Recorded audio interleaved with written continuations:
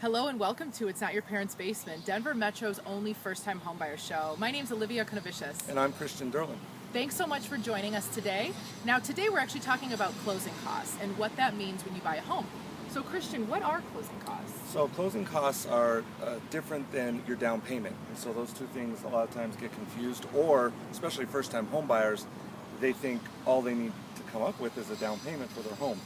But when you're purchasing a home, there's two parts to it. You're purchasing the home, but you're also, in a sense, purchasing a mortgage. So closing costs can also be referred to as settlement charges, finance charges, prepaid expenses, but most commonly we just lump it all in together and just call that all closing costs. Right. So now, what are some prepaid expenses? So prepaid expenses are like your first year of homeowner's insurance. And then if you're going to have escrow accounts for your property taxes and homeowner's insurance, there's certain amounts of money that need to be collected to set those escrow accounts up so that those are now included in your monthly payment. And that way the homeowner doesn't have to come up with those expenses annually. The mortgage servicer ends up paying those. But those are a portion of the overall closing costs. Other closing costs include fees that are associated with the loan, the mortgage loan, fees that are associated with the title company, or in Colorado, title companies basically bring everybody together and handle the closing, and us lenders require title searches, make sure there's a clean title. What about appraisal? Is that included in closing costs? That's included in closing costs, and appraisal is an important part of the process, of course, and so that's associated with the mortgage loan, so that's a cost. Generally, that cost is paid up front. It's not included at the time of closing.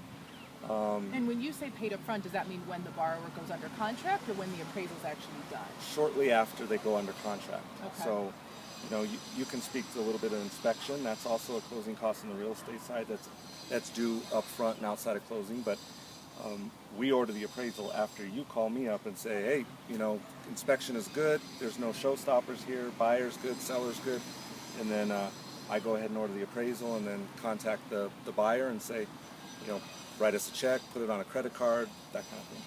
An inspection, usually you're looking at, I would say, between $300 to $500, and that's paid at the time of the inspection, and that is not included as a closing cost on your HUD settlement statement. Yeah. So other costs that are included on the settlement statement or at closing are, again, associated with the loan. There can be a processing fee, an underwriting fee. Some lenders charge an administrative fee, which is basically covering the same kind of things.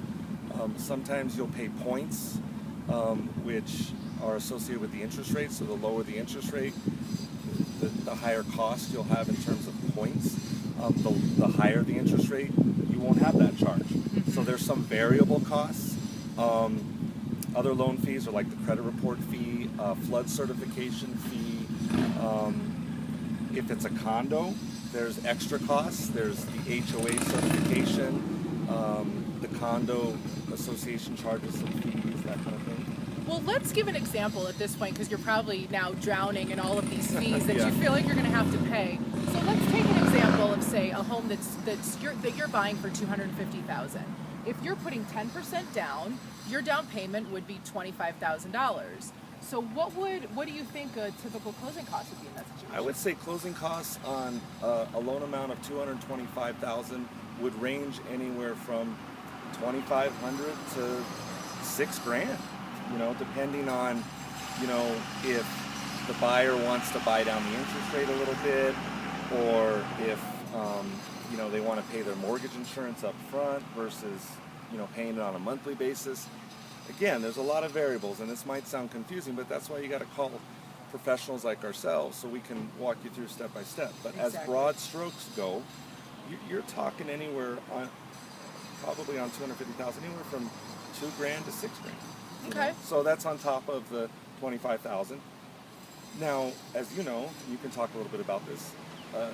Sellers, you can ask the seller to pay that sometimes, but in this market, right? In this market, it's a little bit tough right now because it is so competitive. For example, if you're trying to offer on a house at $250,000, but you've asked the seller to pay for $5,000 of your closing costs, that seller is actually netting an offer of $245,000. So in that scenario, if you want to offer full price $250, it means that you've got to cover your own closing costs. And really, it's very, very important for buyers to understand the amount you need to bring for down payment plus the amount for closing costs. Because we've definitely run into buyers where they didn't realize they had those closing costs, and then they realize they don't actually have enough money to purchase the home. So you have to budget for that. But us lenders can actually pay your closing costs as well, just like the seller can. So, but the trade-off is you're going to get a higher interest rate. So sometimes you have to work that out. So yeah, that's pretty much all of it.